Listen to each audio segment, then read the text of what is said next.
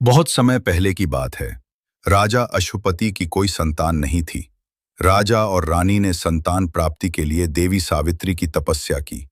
कुछ समय बाद उन्हें एक सुंदर कन्या प्राप्त हुई, जिसका नाम उन्होंने सावित्री रखा। सावित्री बड़ी होकर अत्यंत बुद्धिमान, सुंदर और धर्मपरायण बनी। विवाह योग्य होने पर सावित्री ने स्वयंवर के द्वारा सत्यवान नामक राजकुमार को अपना पति चुना। लेकिन ऋषियों ने सावित्री को चेताया कि सत्यवान 1 वर्ष के भीतर मृत्यु को प्राप्त होगा। फिर भी सावित्री ने सत्यवान से विवाह किया और अपने सास ससुर की सेवा में लग गई। एक दिन सत्यवान लकड़ियां काटने जंगल गया। सावित्री भी साथ गई।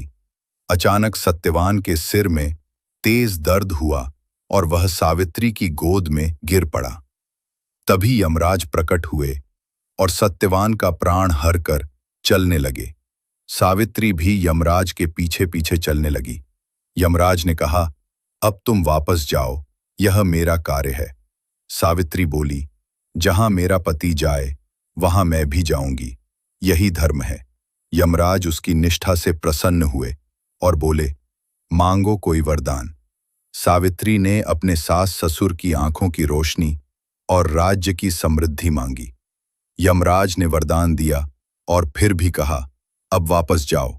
सावित्री ने फिर कहा, जहां पति वहां पत्नी।